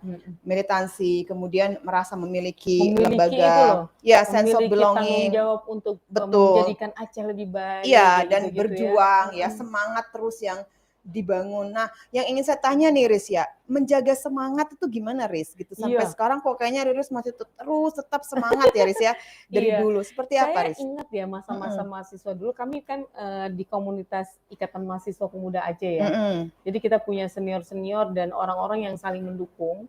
Yang kita selalu bicara bahwa kita pulang ke Aceh membangun Aceh. Jadi mhm, tidak mendoktrin tapi mendiskusikan berulang mhm, bahwa harus punya kontribusi besar untuk Aceh kayak mhm, gitu ya. Dan akhirnya kan kita pulang sini dan kita ketemu dengan teman-teman yang mhm, mhm. ternyata masih bekerja dengan hal yang sama gitu ya. Oke, Dan konsisten ya? konsisten Oke, dan itu menarik ya. Maksud saya bertemulah dengan orang-orang yang sevisi kayak gitu. Sering banyak berdiskusi dengan teman-teman yang sevisi, oke terus oke, juga melihat persoalan Aceh lebih jauh lagi. Karena kalau mhm, kita bayangin deh Kak, kalau kita datang ke kampung ya, ada anak korban kekerasan. Siapa yang nggak, yang mhm, maksudnya kita mhm, sebagai ibu gitu ya, mhm, pasti terenyuh dan terenyuh, mau miris bekerja. ya? Jadi ada hal-hal yang memang menjadi semacam Mhm, apa mhm. ya, semacam pengingat bahwa kita harus melakukan sesuatu kayak Iya. gitu. Jadi itu salah satu strategi yang Riris Mm-mm, lakukan untuk menjaga mm-mm. semangat ya, jadi konsisten ya, ada komitmen yang Iya, kuat, dan kemudian dukungan bertemu teman-teman yang ya sevisi, sevisi, semisi, dukungan keluarga paling penting ya Kak. keluarga ya. Bagaimana Mhm. suami, anak-anak Betul betul dan betul. orang terdekat Mhm, kita itu mhm, ternyata punya semangat besar ya ketika mereka sangat menghargai apa yang kita lakukan mhm, dan mhm, mendukung. mhm, Itu juga menjadi mhm. tenaga atau motivasi kita juga untuk lebih serius Iya gitu. iya iya. Ya kalau kita tidak punya Mm-mm. dukungan support ya, support system atau support sosial dari orang-orang Mm, terdekat kita betul. juga, ya susah kita menjaga konsistensi ya, komitmen kita, semangat kita gitu. Nah, Mm-mm. saya pikir tadi bagaimana kita bisa membuat gerakan perempuan yang solid gitu ya, yang kita juga harus committed gitu ya, punya Mm-mm. komitmen, konsistensi, semangat, kalau enggak ya susah gitu ya. Betul Karena kayaknya. kita juga terutama Riris nih kan jadi role model karena posisinya juga sebagai direktur ya, Iya. karena menjadi role model jadi staf-stafnya yang lain kalau Ririsnya Mm-mm. loyo gitu ya, tidak semangat, ya kan harus Iya, menularkan harus. semangat itu kan ke staf-staf yang lain ya Riz ya? Iya, dan memang kan Kak, belajar dari pengalaman. Jadi saya juga berpikir sebagai maksudnya kita memastikan lembaga kita juga sejahtera.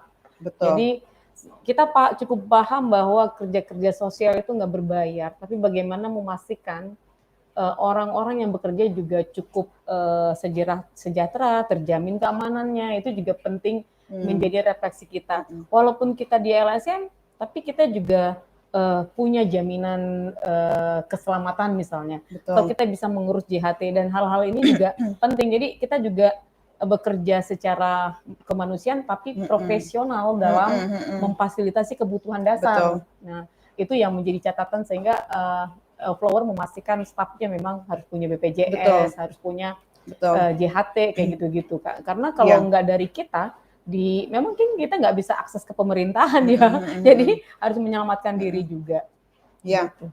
ya penting itu Riz. Sama Penting banget ya punya betul. Satu jaminan lagi dengan ini Kak, keselamatan kesehatan. untuk income yang pasti kita Mm-mm. dorong teman-teman juga punya usaha Kak. Oke, ya Jadi ya. itu tadi kalau kita lagi ada donor, kita mungkin tersupport karena ada honor Betul. dari donor itu. Ya, Tapi ketika tidak ketika ada, nggak ada, mm, kan mm, kita mm, harus punya usaha yang mm, stabil, yang bisa mendukung kita kapanpun kalau kita lagi nggak ada mm. donor gitu kak. Ya, Sehingga konsistensi dalam kerja-kerja kemanusiaan itu tetap terjaga. betul. Rata-rata teman-teman nih punya usaha sampingan kak. Oh gitu ya, rata-rata Iya, apa, Riz? macam-macam ya. Kalau Riz laundry, Oke. kalau Oh Hendra sibuk ya, laundry, ngurus laundry laundry. ada orang kerjanya gitu kan kak. Heeh, Kalau Hendra dia catering, terus kalau catering. Haris dia punya pos ya, Erna Oh, punya usaha laundry dan kadang-kadang dia jual produk produk herbalis karena mm-mm, kita kan udah mm-mm. diajarin cara buat produk herbalis instan jahe dan lainnya. Erna juga kadang Hmm, menjual oh gitu. kalilis. Jadi ada yang usaha online kayak Gaby, dia Mm-mm, staf keuangan tapi mm-mm. dia juga punya usaha online. Oh, menarik ya begitu ya, Riz Jual-jual ya. apa? Aku juga Iya, pengen gitu, Riz, pengen iya punya harus usaha ada. tapi karena masih ya maklum masih pindah-pindah hidupnya belum Iya, menetap, jadi tapi agak memang susah. harus kita putuskan ada usaha Betul, yang berbarengan kita lakukan betul. dan yang sederhana aja Kak, yang penting jalan dia. Nah, ketika kita punya tadi ya misalnya Riris punya laundry, kemudian tidak ada funding lembaganya, artinya Riris masih bisa hidup lah gitu ya, bisa Ya, bisa paling bisa tidak buat keluarga, kemudian buat Riris sendiri Riris juga bisa bervolunteer kan? iya, iya, Ya kan? itu Artinya artinya gitu. gitu. kita nggak terhambat dengan finansial di lembaga. Betul, Jadi tidak kalau tergantung ya mm-mm, pada mm-mm. lembaga dan nah itu sebenarnya penting banget Nah, ya. di komunitas CEO-CEO kita juga rata-rata punya usaha, Kak. Walaupun Hmm, usahanya itu kecil-kecilan ya. Misalnya ada mm. yang Mami Rasida itu CEO kita yang menangani kasus, dia Ya, punya usaha jual beli tanaman oke. online lagi sekarang Oh kan udah gitu, oke kan oke. kita ada kasih pendidikan atau Mm-mm. pelatihan digital marketing dan lainnya ya. Mm-mm, Ada mm-mm. juga yang punya buat tanaman herbali apa Kak? Mm-mm.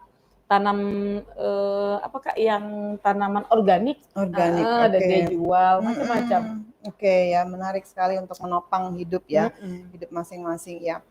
Eh, jadi kalau kalau tadi kan soal jaminan nih ya, jaminan kesehatan ya, Ya, kesehatan keselamatan untuk pekerja ya, untuk staf-staf organisasi atau LSM perempuan itu penting sekali karena memang iyo, ternyata banyak aktivis perempuan yang sakit ya betul kan, Kak. kena Mm-mm. kanker, kena ini sakitnya tiba-tiba udah nggak ketahuan, tidak tertolong gitu Iya, ya. Artinya iya. eh, capek pasti ya, Mm-mm, kerja dari mm-mm, pagi mm-mm. sampai malam kita juga di Iya, lapangan, di betul Kak. komunitas itu capek itu menyita energi yang luar biasa dan Mm. kita sering tidak peduli dengan Ya, kesehatan kita. iya, Nah, itu yang mungkin harus diubah dari betul Kak aktivis Ira. perempuan. Artinya sayangi diri kita ya karena apa? Mm-mm. Kalau kita menyayangi diri kita, ya kan? Itu kita akan bisa lama, ya kan? Mm-mm. Bisa Lebih lama lama, kita lebih lama bekerja kita untuk ini betul. juga. Kalau kita sakit, kita tidak bisa berbuat banyak Iya, untuk masyarakat, untuk perempuan gitu. Jadi sayangi diri kita gitu ya. Kita harus sering check up juga ke rumah sakit dan juga harus ada jaminan kesehatan tadi sebenarnya benar Kak Ira. keselamatan kerja juga. Kita membangun keseimbangan hidup sih Kak Ira. Ya, Artinya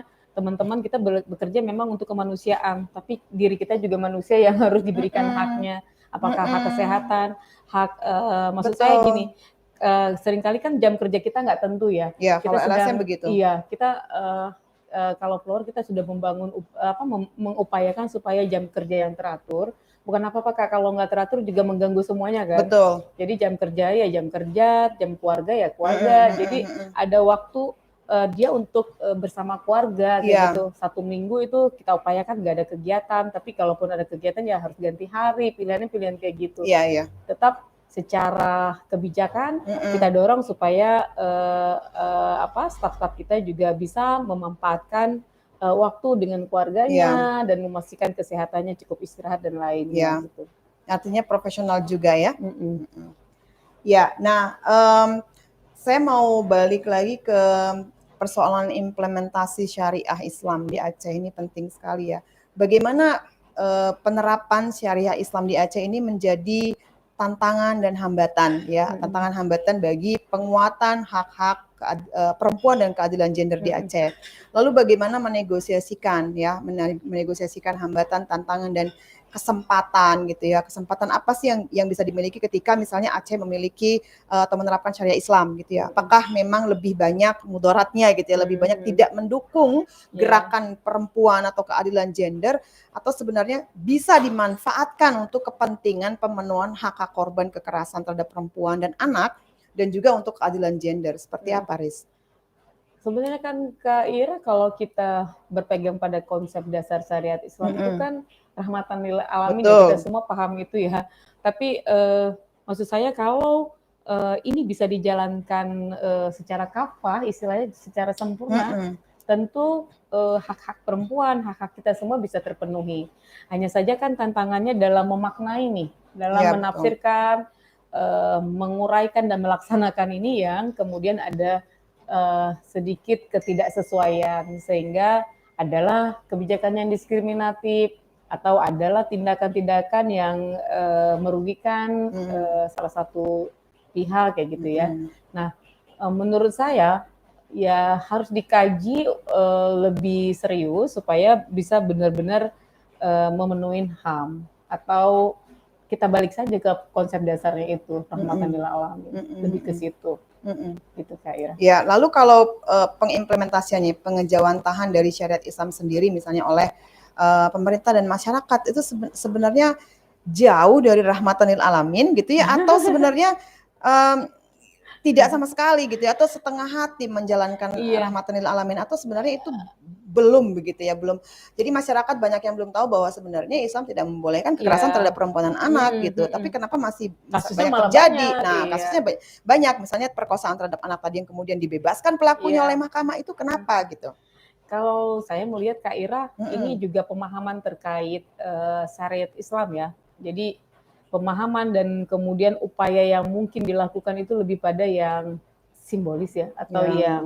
yang mudah-mudah aja, tapi yang substansi justru enggak gitu ya. Nah, hal-hal itu yang saya pikir harus lebih dipertegas. Jadi kalau mau pakai konsep syariat Islam ya betul-betul serius gitu loh. Mana yang benar-benar melindungi harusnya kan itu yang dipastikan.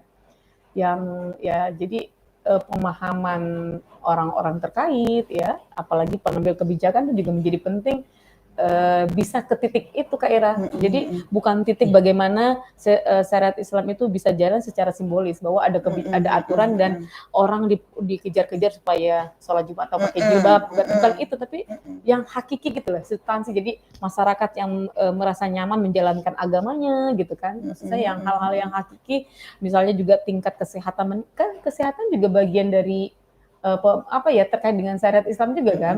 Terus tidak ada perilaku korupsi misalnya, kayak gitu-gitu yang udah ke arah sana, nggak lagi yang hanya mengatur tentang ketubuhan kayak gitu ya. Iya, iya, iya. Nah, kalau gerakan perempuan di Aceh ini bagaimana mekanisme ya, mekanisme untuk misalnya lebih menyolidkan gitu ya, supaya lebih solid gitu. Apakah ada pertemuan rutin di antara gerakan perempuan sendiri lah gitu ya. Balai Syuro tadi misalnya pertemuan rutin, apakah itu jalan? Kemudian tantangan dan hambatannya apa gitu? Apakah tidak ada militansi misalnya atau komitmen misalnya dari anggota-anggotanya atau seperti apa, Riz? Kalau Balai Sundara sendiri sebenarnya ada pertemuan rutin Kak Ira kan. Kita pertemuan tahunan, 6 bulanan, kemudian juga pertemuan untuk advokasi itu pasti ada. Misalnya kita selalu punya WA group untuk advokasi RUPKS, ada lagi untuk yang penanganan COVID, ada lagi WA-nya. Jadi ada beragam. Kalau hari ini kan konsolidasi nggak harus tatap muka ya. Kita melalui WA group, bisa Zoom, bisa WA Zoom, group itu rutin dilakukan, koordinasi-koordinasi seperti itu. Kalau tantangannya ini tadi persoalan fokus lembaga ya. Jadi memang kita semua kan fokus pada isu perempuan dan anak, perempuan ya. Tapi mungkin prioritasnya di titik mana kayak gitu. Itu juga perbedaan-perbedaan kan masih ada juga. Ada teman-teman yang menganggap advokasi RUU PKS itu belum menjadi sangat penting. Jadi akan ke bagian mana. Jadi ya saya pikir itu kan hal-hal yang justru menarik kan ada beragam fokus. Jadi masing-masing bisa disesuaikan berdasarkan fokusnya gitu ya. Cuman mengkonsolidasikan ini yang mungkin agak menjadi tantangan tersendiri ya. Bagaimana di tim di Balai Syuro memang harus punya tenaga lebih itu untuk memastikan kerja-kerja koordinasi ya. Iya, karena mengkoordinasikan anggotanya yang tersebar di mana-mana, nggak cuma di tingkat provinsi, tapi juga di 17 kabupaten kota. Kalau saya nggak salah anggota Balai Syuro ya itu kan juga butuh tenaga juga itu gitu ya. Itu seperti kayak lembaga payung ya, payung daripada semua organisasi perempuan. Tapi kalau boleh tahu ya Riz, ini buat teman-teman yang mungkin ya pengen tahu, sebenarnya selain LSM perempuan ya, selain Flower bisa disebutkan beberapa gitu di antaranya. LSM perempuan yang di Aceh. di Aceh, Solidaritas Perempuan Aceh, KPI, PEKA, RPUK, KKTGA, APWLD, AWPF. Kemudian ada AWPF itu apa? Aceh Women Peace Foundation. Gitu. Kemudian PKBI juga punya isu-isu untuk perempuan ya. Kemudian ada Puan Adisa untuk isu disabilitas perempuan. Kemudian ada Anissa Center. Tapi itu untuk perempuan juga? Disabilitas dan perempuan? Iya.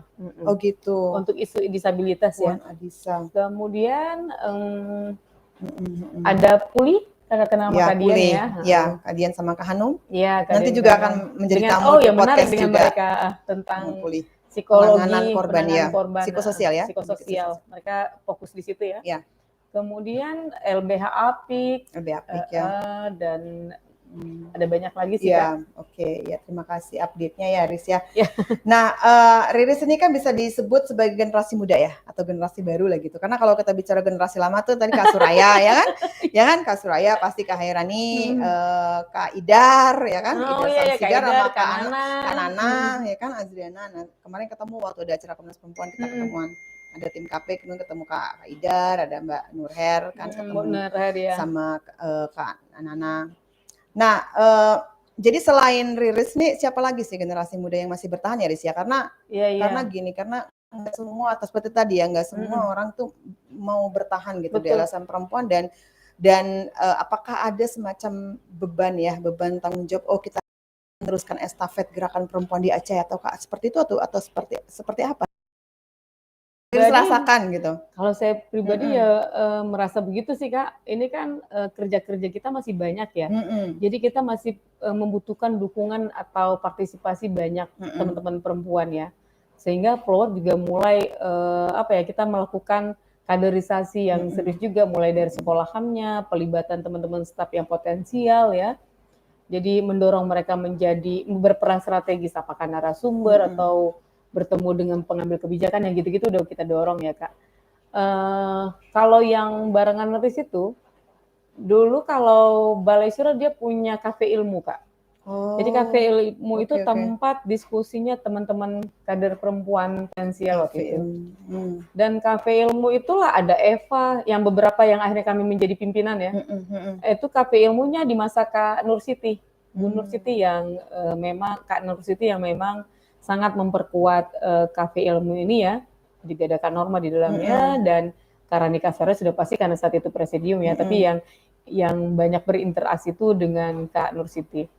Waktu itu kami ada beberapa orang, saya, Eva, ya, kemudian Irma, dan Agustina, dan ini semua menjadi pimpinan. Saya di Flower, Agustina di CIA kan, kemudian Eva di PKBI, pilih, lalu Irma di... Itu kebetulan atau gimana, Riz? Kok bisa jadi pimpinan semua? Iya, kami waktu itu kebetulan tuh memang saya nggak tahu, karena mungkin kaderisasi juga ya. Jadi saya waktu itu masuk di anggota di 2018 2017 Kak, baru juga. Karena setelah KDSI juga kita juga nggak terlalu banyak kader kan di Flower itu yang muda-muda. Masih ada sekarang kafe ilmunya? Kafe ilmunya, nah itu yang bagus, seharusnya Balai Syura bisa memperkuat lagi ya. Karena jadi sekarang udah enggak. Sayang ya? Sayang, padahal kami banyak belajar di situ. Oh gitu, kegiatannya apa Riz? Kalau dulu kita ngomongin isu-isu... jadi kayak diskusi gitu ya, kayak forum? Support group ya Kak, jadi kayak semacam support group. Saya itu waktu itu habis melahirkan ya, jadi bawa anak yang ngobrol kita, ngomong misalnya isu kepemimpinan, habis itu public speaking, karena mereka berganti ngasih materi. Karani, habis itu nanti Kak Aya, Kak Eti, Kak Norma ngomongin tentang strike advokasi macam-macam. Ya sambil kita ngobrol-ngobrol tapi santai. Itu waktu itu ada sekitar Nidar juga masuk juga, ada sekitar Gilang jadi pimpinan Kontras. Maksudnya orang-orang ini kemudian berpeluang menjadi pemimpin. Betul. Berapa tahun itu kafe ilmu itu? Kafe ilmu itu berapa tahun ya? Bertahan. Saya lupa ya. Kalau kami sih sering ngobrol-ngobrol, masih berkomunikasi ya. Oci juga salah satu di kafe ilmu yang sekretaris Balai Syura ya. Jadi sampai hari ini ya kita masih berkomunikasi, tapi maksudnya membangun tempat sebagai pendidikan khusus itu kan menarik ya. Iya. Itu ada, itu kalau kita bicara di HMI kan LK1, LK2 menarik gitu banget ya. Itu ya, ada wadah seperti itu ya, tapi sayang kalau tidak diteruskan, Riz. Iya, saya pikir itu harusnya... Itu mungkin untuk kaderisasi itu loh, ya kan? Untuk pengkaderan tuh juga penting, karena setelah Riris nanti siapa? Kan nggak mungkin Riris selamanya menjadi direktur kan? Di Flower, kami punya sekolahan Kak. Sekolahan perempuan yang ada perempuan-perempuan berpotensial, kemudian juga kita punya staf-staf perempuan yang udah mulai dilibatkan kayak misalnya menjadi narasumber yang sekiranya kalau gerakan perempuan kan harus paham dia pergerakan ya. Tapi kalau yang bisa membaca konsep ya mereka kita delegasikan jadi narasumber. Jadi kalau kakak lihat di IG-nya Flower itu teman-teman muda yang udah mulai muncul sekarang. Justru sudah mulai udah mulai mendukung aja gitu. Ya, udah mulai di belakang layar ya. Jadi Ya, karena kita harus teman-teman muda yang tampil mempersiapkan. betul harus dipersiapkan. Kalau tidak nanti nggak akan ada yang menggantikan Riris ya yang bisa. Betul. Kepemimpinan itu Dan penting, proses kaderisasi. kaderisasi juga dia memang perencanaannya nggak boleh terfokus 1-2 orang kayak gitu, Betul. harus banyak pilihan. Betul, ya. Karena khawatir kalau kita hanya berfokus hanya 1-2 orang, itu kan orang kan punya pilihan hidup ya, dan kita nggak bisa mengintervensi. Dan nanti orangnya juga itu aja yang tampil, Iya. ya kan, akan dia terus yang tampil, yang lainnya nanti tertinggal. Iya, Jadi kalau misalnya banyak pilihan ya, betul, nanti bisa secara bergantian dan misalnya salah satu tadi punya pilihan hidup yang lain kan, nah masih ada ada yang gantinya lain. begitu menggantikan kan ya. Dan bicara kerja Betul. tim semakin banyak semakin bagus ya. Tapi persoalan atau permasalahan kaderisasi itu apa yang utama, Riz? Yang pertama minat, kedua isu-isu yang digerakkan ini kan nggak, maksudnya kalau terkait dengan kehidupan kan nggak mendukung secara langsung ya, secara finansial Kak. Ya. Kemudian juga tantangan, saya pikir juga dukungan, kalau ketika saya merefleksikan juga ya, mungkin dari sisi kita yang sudah bergerak lebih dulu juga bisa jadi nggak terlalu mempersiapkan ya. Artinya ini ada banyak anak muda yang sebenarnya sudah interest, tapi kita kurang memaksimalkan, mendampingi dan lainnya, itu juga menjadi catatan buat kita juga ya.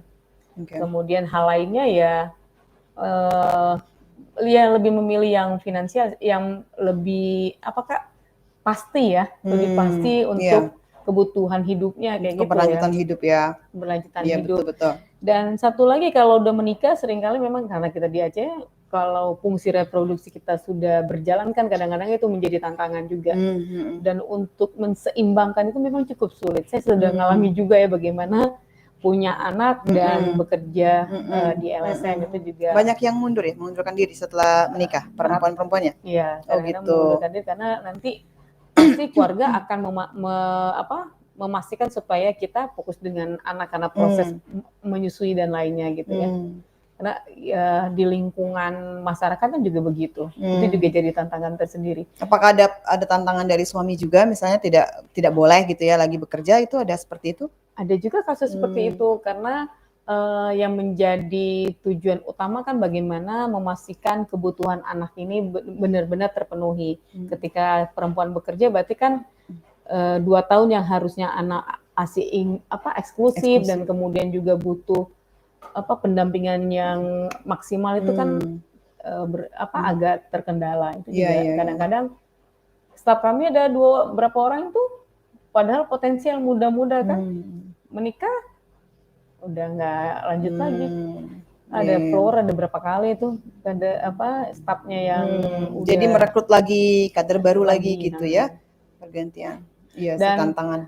Secara perspektif mereka udah paham, tapi memang ada hal lain di luar pemahaman perspektif dari orang di luar dia itu yang kita kadang-kadang nggak bisa menjangkau, memberikan penyadaran. Tidak bisa ya intervensi ke sana. Iya, jadi akhirnya padahal dia udah mengerjakan tugas-tugas dia dari sisi pemahaman udah bagus, akhirnya memilih ya udah ngurus tinggal melahirkan dan fokus di keluarga gitu ya.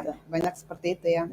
Ya sebenarnya kalau misalnya itu pilihan sadar ya, pilihan sadar dia enggak masalah kan mengurus mengerjakan pekerjaan domestik gitu ya, pilihan asal jangan karena norma gitu ya, norma tradisional, norma yang dipaksakan, misalnya suami yang memaksakan, oh kamu nggak boleh, itu yang tidak boleh kan, artinya keputusan bukan dari dia sendiri, tapi dari intervensi suami atau orang tua, mertua, masyarakat, tekanan masyarakat gitu kan. Setuju Kak, ya kan? Karena saya sendiri, saya kan anak 3 ya, tapi semua anak selama saya bekerja itu proses ASI-nya saya bawa ke kantor dan lainnya.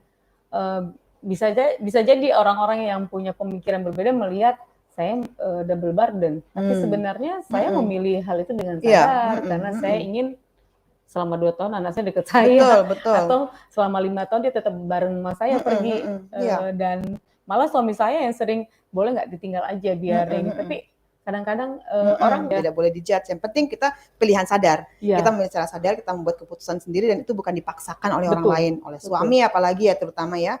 Atau karena norma masyarakat kita tunduk dan patuh gitu, tapi kita punya kebebasan untuk memilih kan, karena dan membuat keputusan karena kita mau, itu yang penting, dan bisa dijadikan sebagai alat negosiasi dengan suami gitu. Karena kan misalnya Riris, oh ini anak saya bawa gitu ya, artinya Riris punya pekerjaan lebih selain pekerjaan, bisa negosiasi dengan suami gitu, oh saya misalnya mau me time, ini gantian kamu yang, oh saya mau ini, bisa seperti itu kan.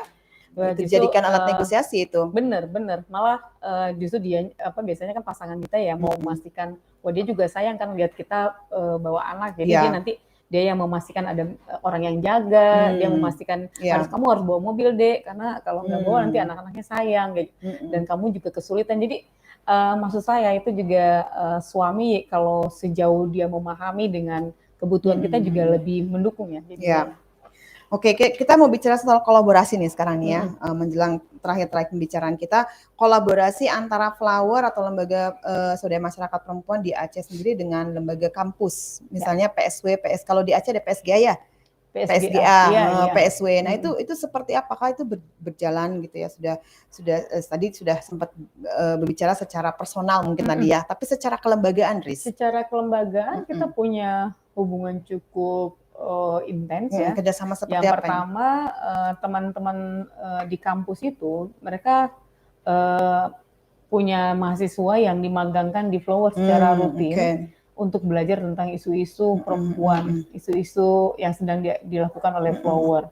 Jadi itu setiap tahun itu pasti ada. Misalnya tahun ini ada sekitar 25 orang, bahkan lebih, itu yang magang ya. Belum lagi nanti ada yang konsultasi, yang menulis, macam-macam. Jadi saya melihat bahwa beberapa dosen yang bukan dari gerakan, kadang yang dari gerakan ada, tapi ada juga yang bukan dari gerakan, udah melihat hal ini penting gitu. Jadi mengirimkan mahasiswanya.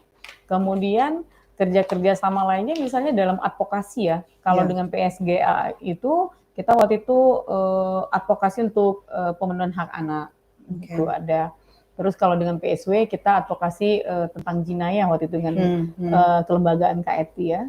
Kalau Pusham waktu itu dengan Pusham dan pusat riset itu kita advokasi tentang SDGs. Karena di Aceh itu yang pakar kali SDGs kebetulan Karani. Oh gitu.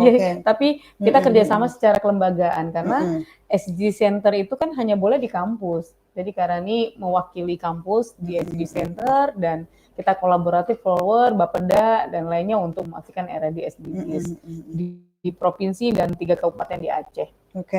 Gitu. Jadi tadi ada kerjasama secara kelembagaan gitu ya, secara struktural, tapi ada juga beberapa akademisi atau dosen-dosen gitu yang memang punya kepedulian fokus dan kesan pada isu-isu gender dan perempuan ya, yang bisa diajak kerjasama secara personal ya, seperti itu. Nah, sekarang kita bicara tentang hambatan tantangan gerakan perempuan nih, Riz. Apa sih sebenarnya yang paling utama ya? Tadi kan Riz sudah cukup melis tadi ya, membicarakan pertama kaderisasi, kemudian ada persoalan finansial tadi ya. Apalagi hambatan dan tantangan gerakan perempuan secara umum di Aceh gitu. Dan bagaimana strategi gitu ya untuk mengadres persoalan itu gitu. Apakah ada kira-kira mencari alternatif solusinya seperti ini? Kalau hambatan dan tantangan seperti ini, maka strateginya seperti ini. Itu seperti apa, Riz? Kalau secara umum ya konsolidasi itu ya kadang-kadang karena persoalan fokus prioritas, waktu, kesempatan dan lainnya kadang-kadang memastikan konsolidasi itu dan kaderisasi sih Kak kalau saya sih ininya ya. Sebentar, kita sepertinya connection-nya is unstable. Please wait while we're trying reconnecting. Oh, ini ya. Oke, kita udah reconnect lagi. Oke, gimana Riz? Silakan lembaga yang tidak ada pendanaan. 3 hal itu ya, artinya ya kita memang secara pribadi kan kita nggak bisa bekerja secara volunteerisme. Menjalankan kegiatan itu pasti kan sedikit membutuhkan pembiayaan untuk program, bukan untuk pribadi. Nah itu yang menjadi tantangan juga. Hari ini Flower masih bisa menjalankan kerja-kerja untuk pemenuhan hak perempuan karena ada dukungan dari UNICEF.